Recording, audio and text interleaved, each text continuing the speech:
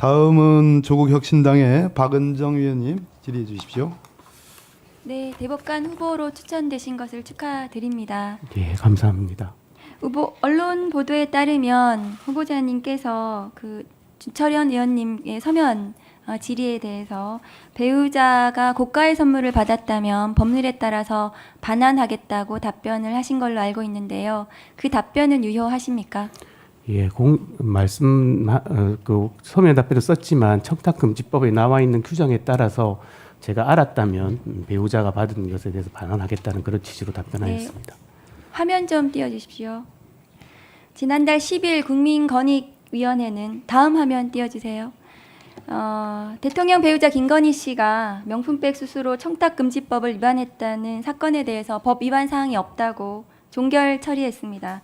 국민권익위의 일부 위원은 이 같은 권익의 결정에 반발해서 법리적으로 충분히 다툼의 여지가 있었고 국민이 알고 있는 중요한 비리로 판단할 수 있는 문제가 혐의 없음으로 종결했다라면서 종결 처리에 책임을 지고 사퇴했습니다. 후보자님, 선출직 공무원의 배우자가 명품백을 받은 게 금품 수수를 금지한 청탁금지법 위반이라는 의견도 있고 후보자님께서 또 답변하셨다시피 만일에 그것과 관련한 청탁이 있었다면은 그 부분에 대해서는 알선수재나 직권남용, 권리행사 방해에 해당한다는 의견도 있습니다. 만일에 후보자님 배우자께서 인사청탁이나 기타 여러 가지 청탁을 받고 명품백을 수수했다면 그것은 범죄 행위에 해당한다고 보여지는데 어떻습니까? 그렇게 볼 수 있겠습니다. 근데 이 사안은 명품백을 제공한 최재형 목사의 진술에 의하면은 김창준 미 연방 하원 의원의 사후 국립묘지 안장과 그 다음에 국정자문위원 위촉과 관련한 청탁이 있었고 그에 따라 실제로 국가보훈부 사무관이 최재형 목사에게 실제로 연락을 한 사실도 나중에 인정이 되었습니다. 그렇다면 이것은 청탁이 있었고 그에 따라서 명품백을 수수했다는 의심이 굉장히 많이 나는 사건이었음에도 불구하고 권익위에서는 종결을 했습니다.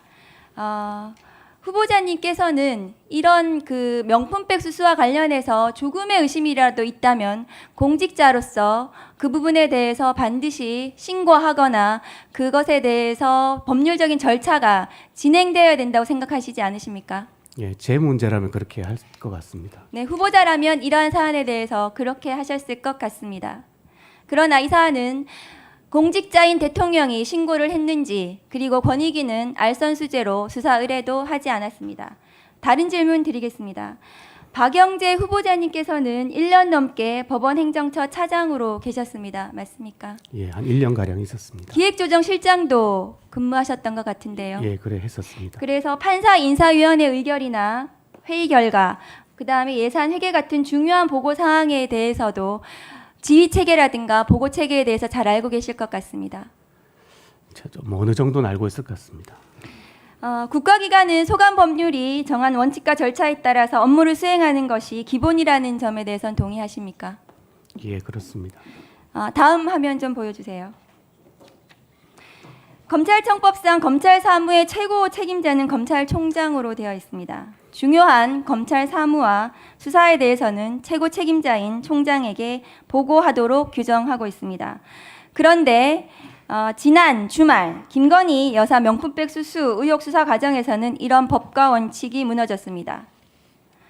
후보자님, 김건희 여사의 명품백 수수 의혹에 대해서 알고 계시죠? 예, 언론 보도를 통해서 알고 있습니다. 뉴스 많이 보셨을 것 같습니다. 네. 대한민국 국민 누구나 다 알고 있는 사안 같습니다.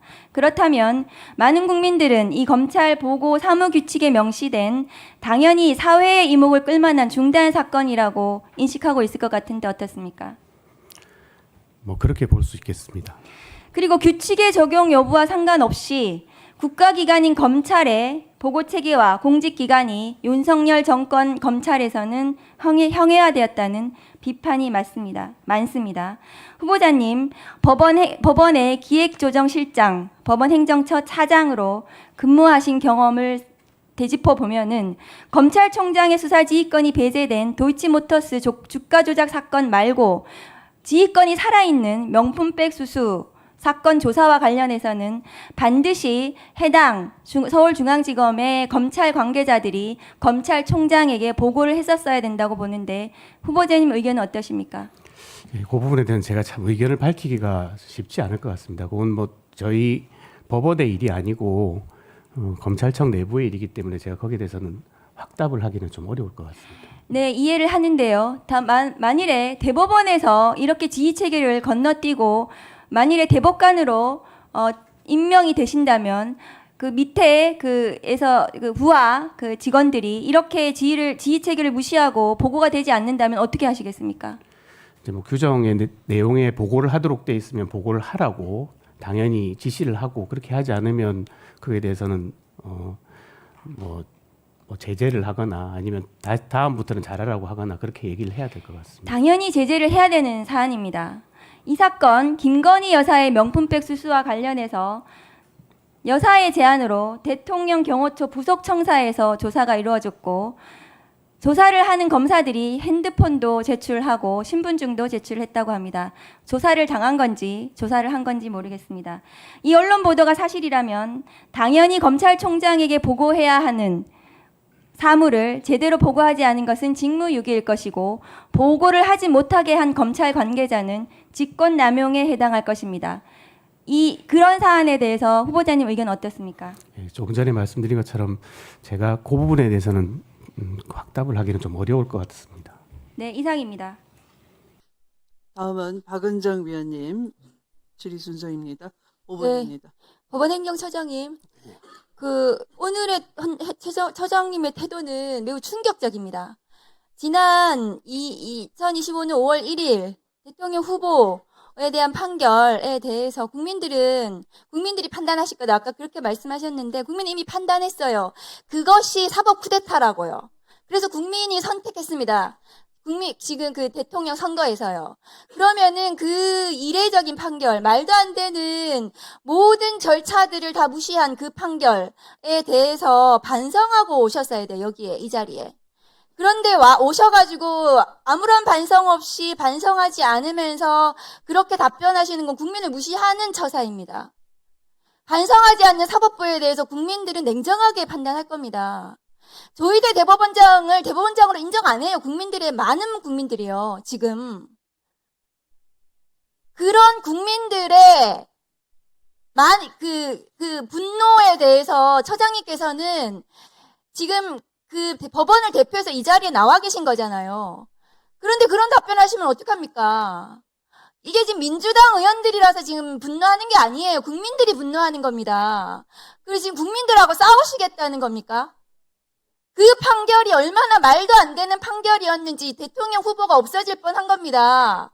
그 후에 국민의힘의 그 우스꽝스러운 양상들 보세요. 후보를 바꿔치기 하고 민주당 대통령 후보가 없어졌으면은 저 당에서 누가 됐겠습니까? 그러면은 내란을 옹호하는 그런 대통령 후보가 국민의힘에서 나와가지고 이 나라가 어떻게 됐겠습니까? 반성을 하셔야 돼요. 그런데 지금 법원이 지기현 판사가 형사소송법을 정면으로 위반해서 내란 수계를 풀어주더니 우인성 판사는 지금 김건희에 대한 재판에서 공범들에 대한 확정된 판결하고 정면으로 배치되는 판결을 했습니다. 공소시효와 관련해서요. 그리고 나서 또 어제는 충격적인 발언을 하더라고요.